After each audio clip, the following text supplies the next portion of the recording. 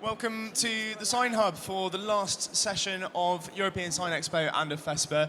It's fantastic to have such a huge audience here today to discuss diversity and young people in the industry. As you can see, we have a panel that is composed of the only gay person and all of the women in the industry.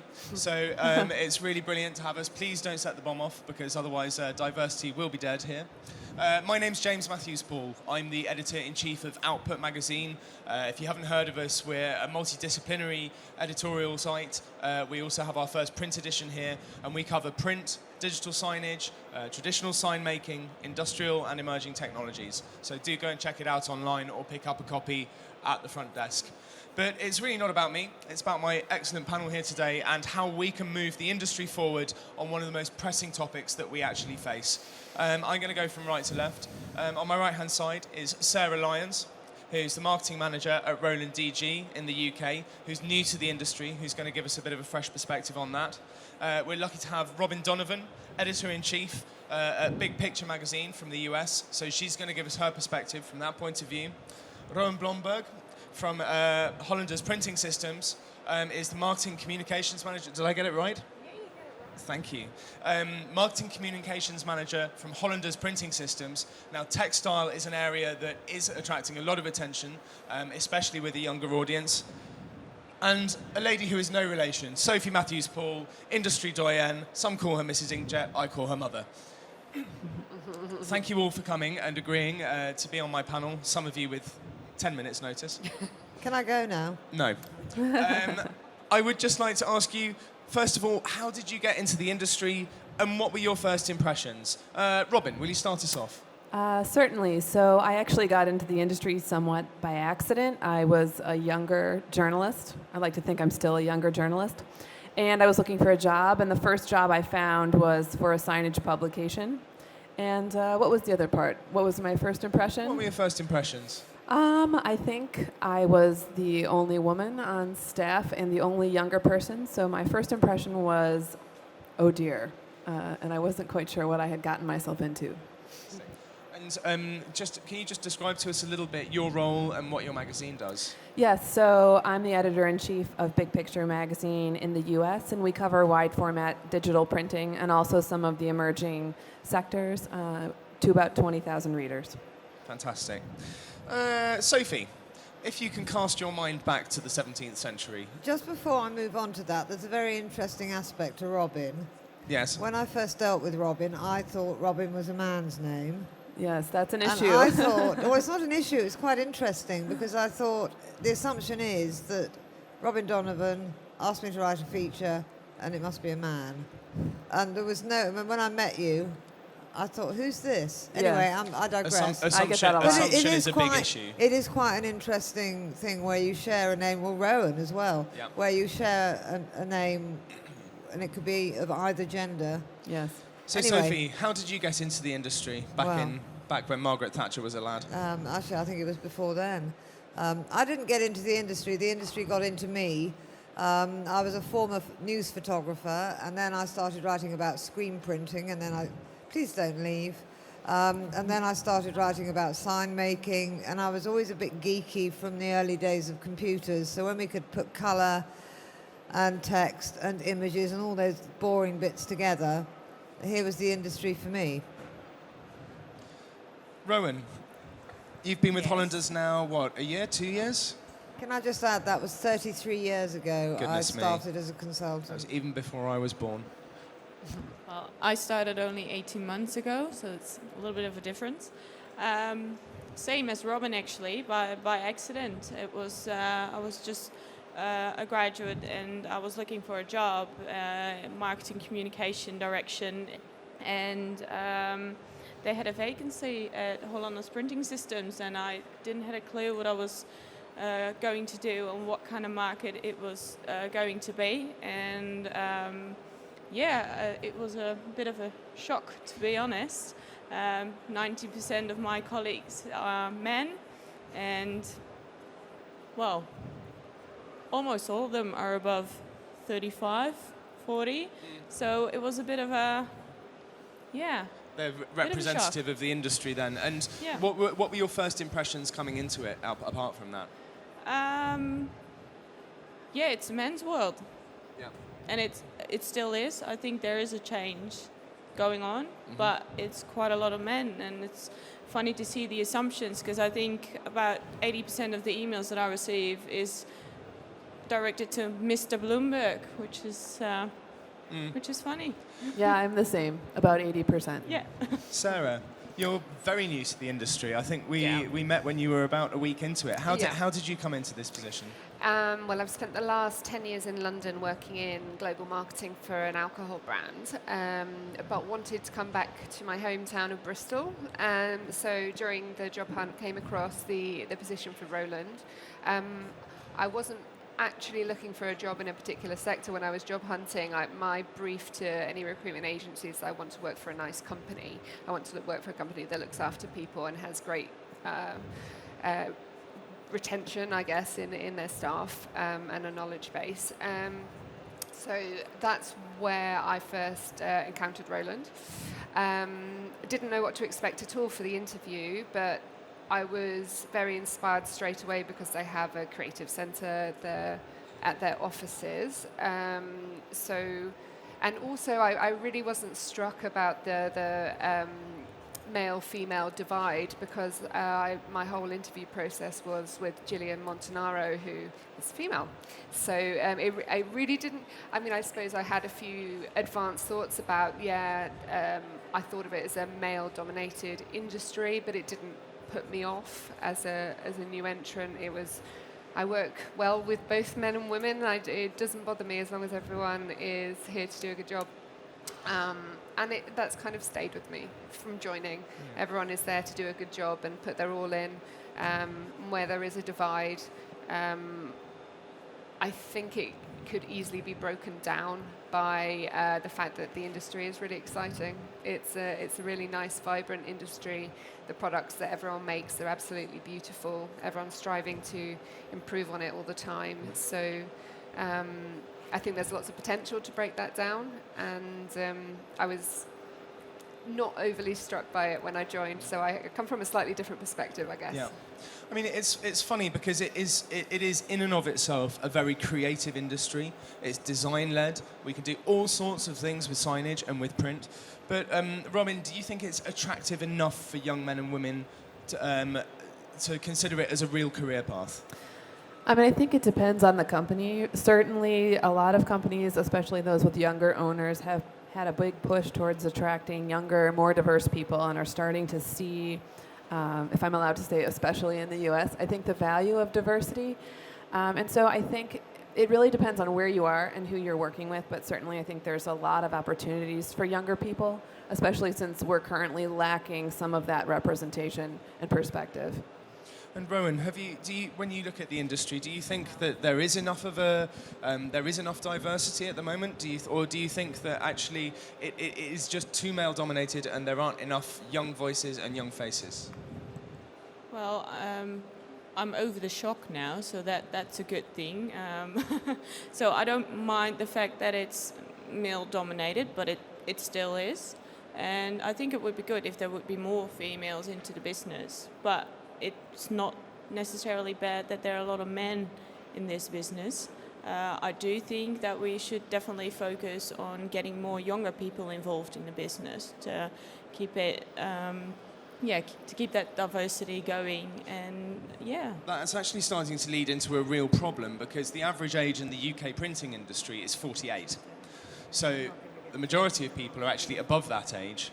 And if you think about the operators and the engineers who are going to be running presses, then there are skills that really, really need to be handed down right now, because otherwise, within 5 years, we're gonna face an issue, aren't we, Sophie? Yeah, in fact, I wanted just to add something about the whole male-female ratio, and I was longing for you to get to me, but you skipped me.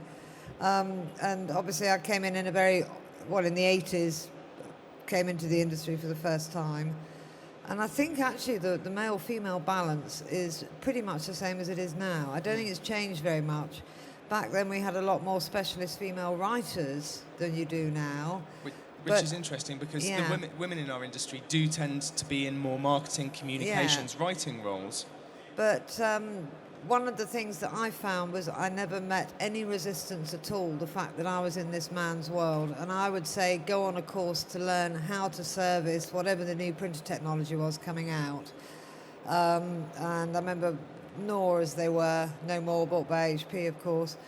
But I went on 2 technical courses to learn how to service a solvent-based printer. I'm going back quite a long time now. Strip it down, take it apart, and I was just treated like one of the boys, which was great. There was none of the sexist stuff. The only thing I did differently was I used a different lavatory. But I've never had a problem with it. And whether it's because I'm older and I'm kind of the granny, or whether I've just been a bit... I just haven't let people put me off. The only country where I've ever had a problem is with the Japanese, oddly enough. And they went through a phase where they wouldn't look you in the eye if they had to talk to you. They actually found it quite difficult to communicate. But even that's improved in the last 15 years. Everybody else I haven't had a problem with. Sorry. Not at all. No, it's fascinating. I mean, out of interest, do you see it as a sexist industry? I don't. Okay. I really don't.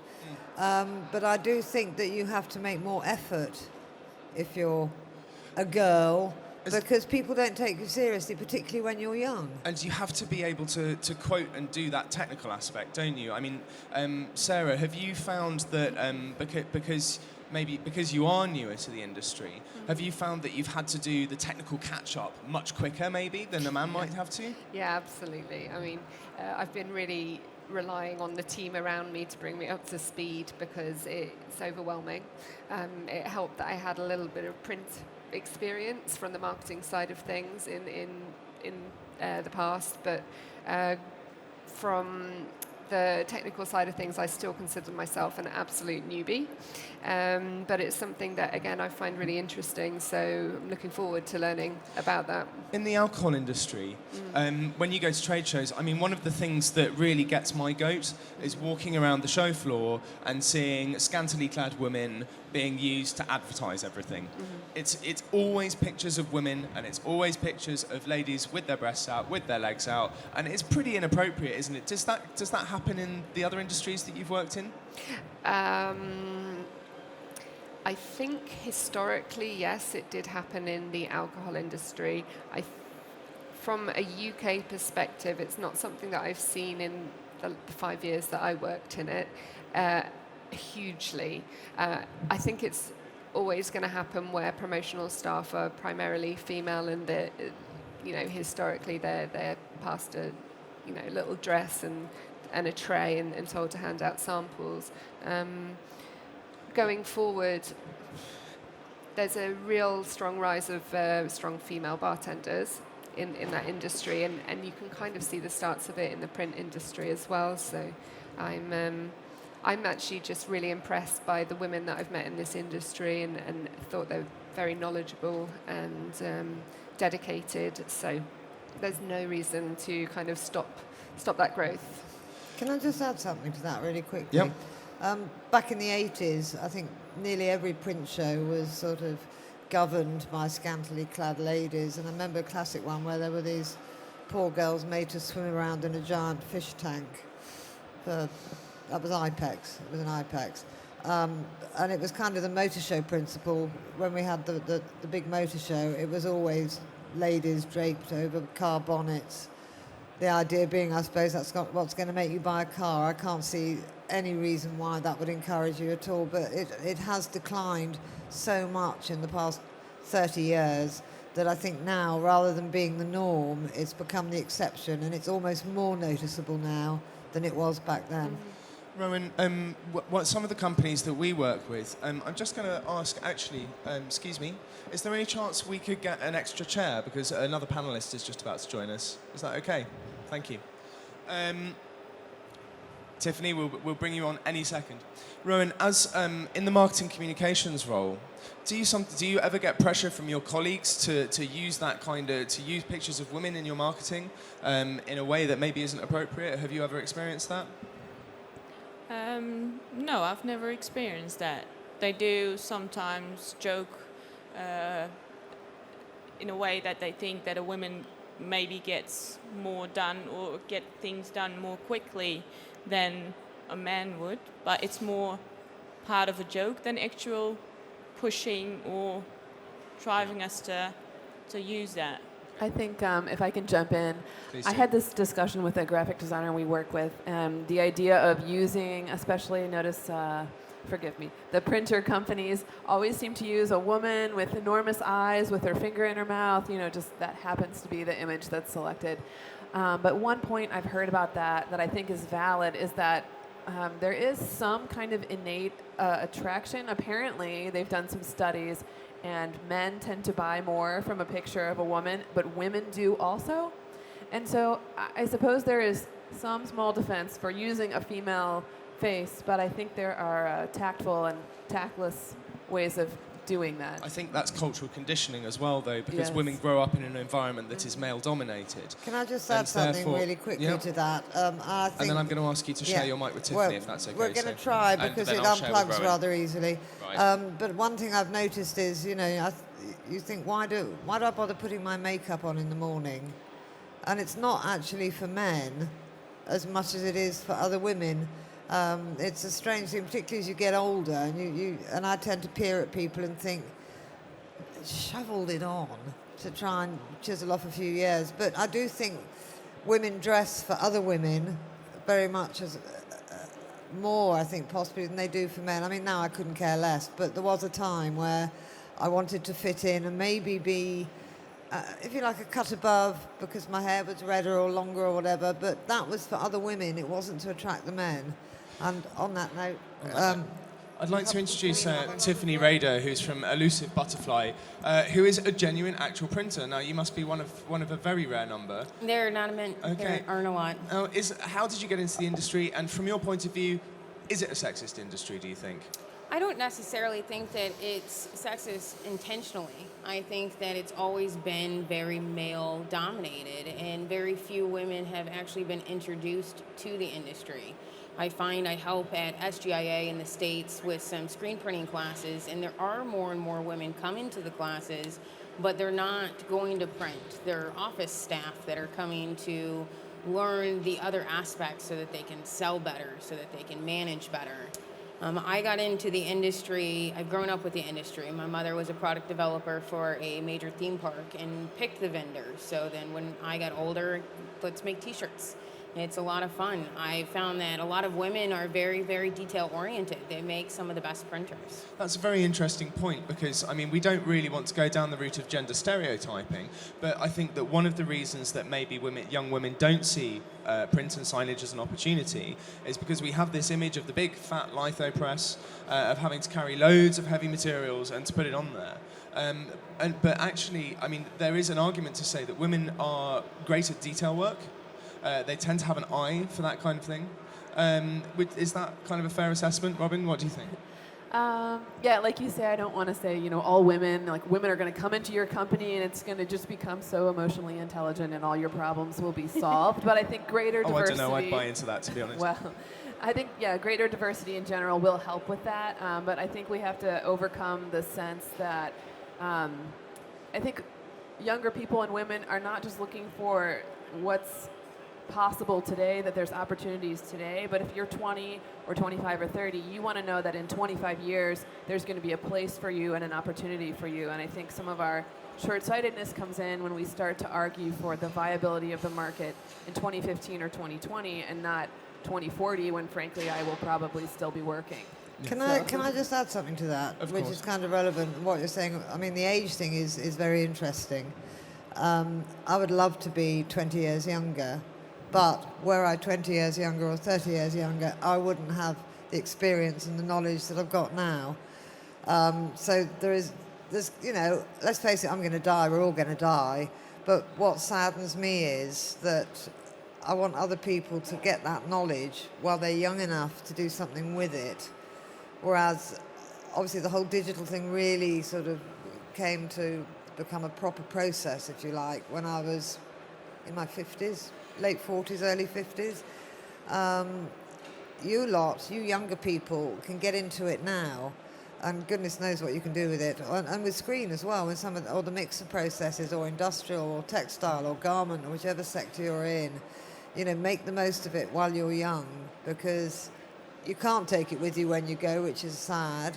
But I wouldn't be here today if I hadn't had all these years of experience that I could build on, but time runs out.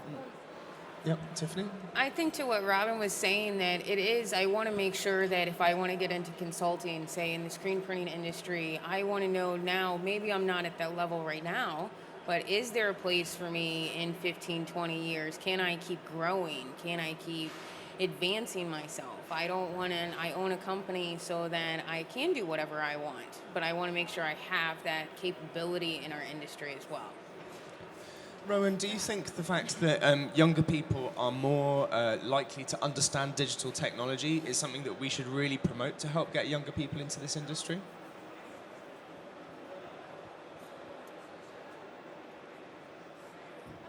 I don't really know, to be honest. I do think we need to get more younger people in the industry.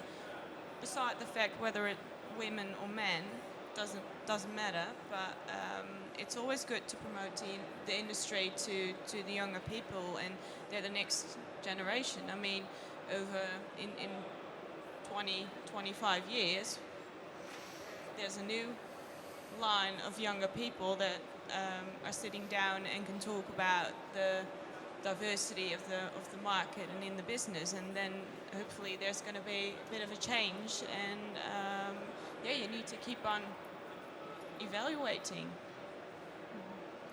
Sarah, compared with other industries, do you think that we have enough associations and groups that are driving this agenda? That I don't know too much about, because I'm very new to the industry. Is it something out of interest in the alcohol industry? I mean, Yeah. obviously that's difficult promotionally, isn't it, there? Different areas of the alcohol industry have this issue or don't have this issue. For instance, in the on-trade, so bars, there is a much higher proportion of male bartenders to female bartenders, although that is starting to even out a little bit. In terms of my type of role, marketing, the business management, there was much more of an even keel, but I did see active programs in place to make that continue. For instance, a woman in leadership program to make sure that the talent is kept within the industry as they escalate through the ranks, which could help in this industry, I guess, as well. It's very interesting you say that, because we had a conversation with Barbara Schultz, who's the CEO of Durst, and we contacted her for an interview, and we had a little bit of a miscommunication. But she said, basically, I don't want to be interviewed on a soft topic, because as a woman in charge of a very large company in a male-dominated world, I just can't be seen just to be answering those soft questions.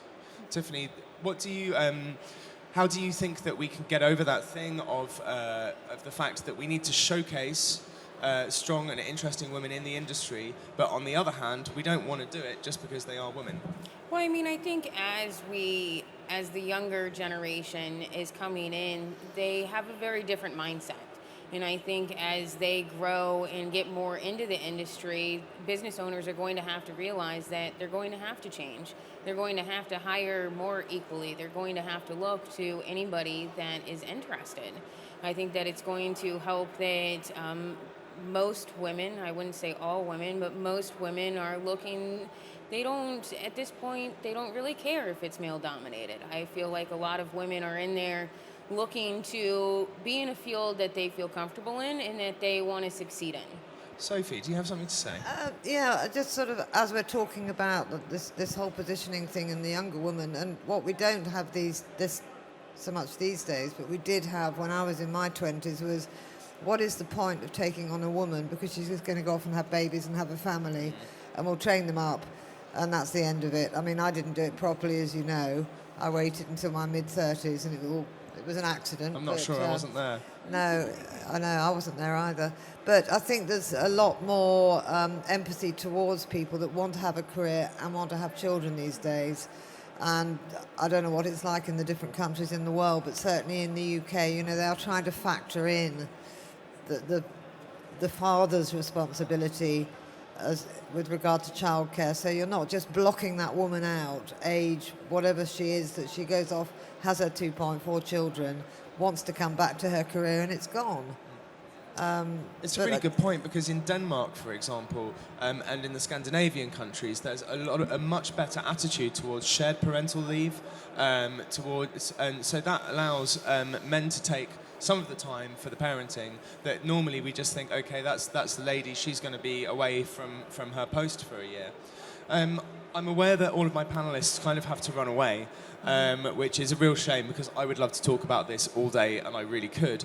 But I would just like to ask you each in turn, if you had a message to a younger person that's looking at coming into this industry, who's maybe kind of walked around the show and seen that, unfortunately, yes, I mean, there are some fantastic women. You are 5 of them in some brilliant positions and are making great and are brilliant in your roles. Unfortunately, we do still have that thing where you walk into the hall, maybe as a younger woman, and a lot of the women on the stands are there to be the stand dollies.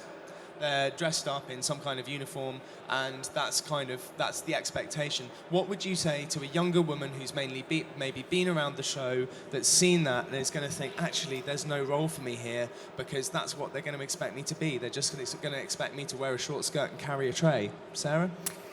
I would say to look beyond that. It's an exciting industry. The technology is always changing, so there's always going to be new ways to embrace it. I haven't been exposed to a lot of the industry so far, but of both the women and men that I've worked with, they're all incredibly knowledgeable and really welcoming, very, very welcoming. So whereas I may have expected a males-only club, it really isn't that way in reality. So I would just invite them to kind of come and talk to women and men and have a frank and honest chat about what they want out of their careers. And Robin? I think I would advise younger people to really know your stuff. I mean, there's rightfully a stereotype of younger people as less informed because they tend to be less informed. That's the nature of being young. So, I mean, I think what I would say to them is know your stuff and get out there and kick some ass. I mean, that's not the most polite way of saying that, but in the few situations where I felt underestimated, I really think that is the perception I was able to turn around in about 10 seconds with a few intelligent questions. And I found that the industry, even if it doesn't always look like me, has been very open to accepting me and answering questions. And I've had a ton of people who have been very generous with their time and answering questions and sharing resources. That's such a good point. It is actually a very friendly industry, and there are people that are really willing to help you. Rowan, what would you say to a younger person that's looking at the industry and has maybe been put off by how it looks at the moment?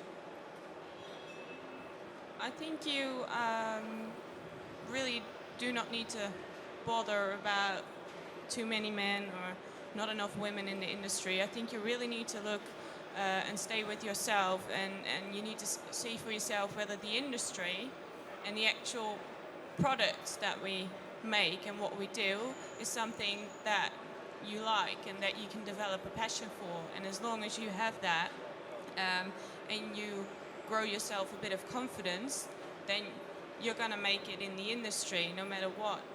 Every industry has its ups and downs and its things, and you just need to stay true to yourself and just go for it and full heart and get back up.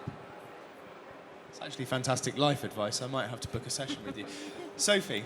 One of the things that I think that us older people can do, and Rowan, I hope she doesn't mind me saying this, but you need mentors. If you can find a mentor that will put you in the direction that can talk to you about anything, even it's the most trivial thing. What is a print head? What does this nozzle do? How does this work? People, I'll stand up and be a mentor. I mentor young photographers. I think I've helped Rowan along the way a bit. There's other young people. Sophie is a great mentor. But, you know, it's something I love doing because I can then, at least I know that the knowledge that I've learned, I can put it in safe hands. And there must be other oldies like me who would be more than happy to become mentors, to encourage young people, maybe stop them going off in the wrong direction completely or even leave the industry completely. Perhaps there should be an oldie mentor association. I don't think it even needs to be oldies. I mean, I've mentored a couple of people. I'm 30. You know, Robin, you're knowledgeable.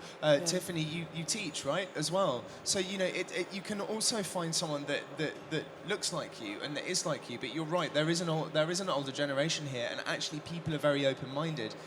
Tiffany, what would you say to...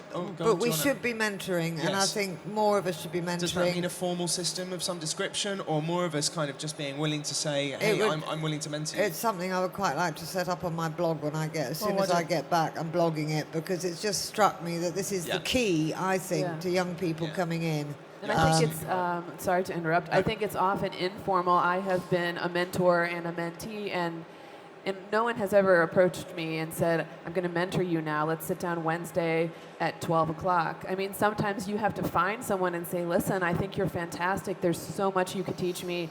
What can we do? Can I buy you lunch? How can this work? I think too many people are waiting for that person to come to them, and that just doesn't always happen. Basically, that's what I did with my business mentor. I stalked him on Twitter. Yeah. And then I was like, this guy's incredible. I love what he says. I was looking for an in. I found a typo on his website. I sent him a message, and you know, now we're talking about going to business together. So you know, there are all sorts of opportunities can come out. Tiffany, what would you say? I think along with the mentoring and the asking really intelligent questions, and just don't be intimidated.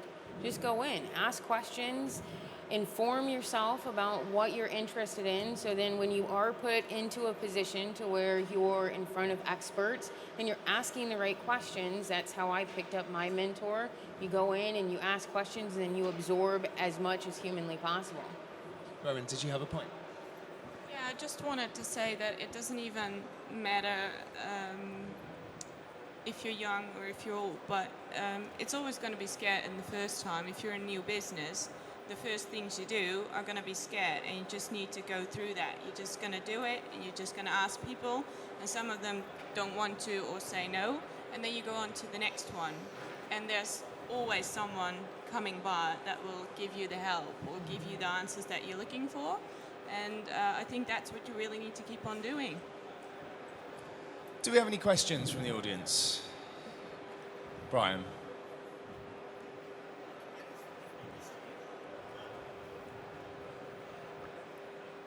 Coming at this from a different industry, from the signage industry, I employ developers. I've probably interviewed 100 plus developers over the last 15 years. I think 7 of them were women. And my problem was none of them could do the job. They all got an interview. As soon as I saw a woman getting as far as giving me a CV, which is quite an achievement, to have got through all the negatives of schooling and all things that say this is not the right industry for you, to get as far as actually saying, I want to be in this industry, I've done a degree, now I want to apply. The real sad thing was that they've been to the wrong universities, they've done the wrong courses, and there are 100 men out there that can do a better job. And I think we need to, if we're going to get people up to that standard, we need to be hitting them when they're young, in their teens, to get them doing the right courses at school, getting them with the right interest. You're so right, and I'll tell you something else that I don't know if it's so appropriate now, but certainly people I know that have wanted to employ people, and if they don't employ a woman or they don't employ somebody from a different ethnic area, for example, they have to be so careful that they're not accused of discrimination. So you're not even being given a level playing field to start with. It's almost weighted towards the fact you must take on a woman because we're not treated as equal people, which we should be wherever we've come from. But you're absolutely right about the educative thing, because people aren't being taught the right things in school at all, or at college a lot of the time. Out of interest, I'd just like... Sorry. I'll never get it back, will I? You were talking about having associations to help women get into the industry and to help them get the detail of what is a print head, for example.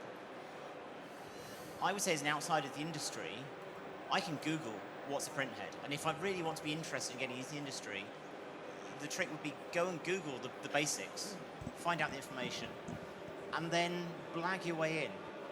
But if you have associations, no one outside the industry will know who they are. They're only going to be good for the industry itself to say, here's how you should communicate out to those youngsters. But those associations are never going to get in touch with the youngsters. The youngsters will never know they exist. Well, I think I'd like to comment on that. I think that Googling is definitely an option. However, I think that there is a lot of bad information on the internet on how to properly, at least in the screen world, how to make a screen, how to expose a screen, how to properly print, that just Googling and not finding an association or a mentor or a company to work with could be dangerous, because you could be teaching yourself all the wrong ways instead of the correct ways. I'd just like to ask quickly to everybody, and I promise this is the last question because we all need to go and do stuff. How do we feel about positive discrimination? Because it's something that I really struggle with. You know, on one hand, you know, sometimes, you know, for example, when we're looking at women on boards, I can understand why you know, countries are starting to set targets to say, okay, we need to get you know, 50% boards that are composed 50% of women. On the other hand, you know, you've got to pick the right person for the right job. How do we feel about the idea of positive discrimination, Sarah? Well, I have heard it said that a well-balanced company is more productive and generally has better returns financially. I don't have the stats on me to back that up. The logic is that if you're more diverse as a company, you bring Yeah. different viewpoints to the table as you're doing product development and product Yeah. and sales, so you can relate it to more people, and therefore Yeah. you'll sell to more people. Yeah, but my ethic whenever recruiting has always been the best person for the job. It shouldn't be about any sort of ism. It should be about skill set and attitude and potential. Yep. So I don't want to say I think it's a moot point, because I don't think it's a moot point, because it's in the benefit of any business to have a diverse employee base. But I do think that it shouldn't be a consideration during the recruitment process as a whole, or it shouldn't be a leading consideration. Sorry, I was just going to say I think it's complete nonsense where people, it doesn't matter if we're short, tall, fat, thin, blonde, red-haired, whatever, we are people. And to say a board has to have 50% women is rubbish. I was going to say something else. It's the same with the age thing. You know, why should I be too old? Well, I'm still fit to do the job. I'm still a person. I think that you should just really take away all the wool and look at the person that's underneath and the value that they bring. Yeah. And who cares apart from that? And I get really cross with this. We must have, I mean, look at our new government that's just been formed. There's more women in the cabinet. Who cares? I don't. Anyway, shut up now. Tiffany? I agree. I think that it needs to be based off of merit and whether or not you deserve to be there or not. Now, again, in certain situations, is it needed? Maybe should it be better regulated? Yes, but you should definitely only be there on merit, not just because I was born this way. Yep. Rowan, any closing thoughts? Only that I agree with all the ladies. Excellent. And Robin? I think there's some ability to wait. Like if I grew up and my family had no money and I went to Harvard anyway, perhaps that's more valuable than if my grandfather and father and then I went to Harvard. But at the end of the day, if the job requires a Harvard education or whatever it requires, I personally do not want a job for which I am not completely qualified and competitive. So I think that's just my personal take. It's been an absolutely fascinating discussion today. Thank you all so much. I hope you'll all join me next year on the same topic, because I think that this is something that we need to keep discussing as an industry.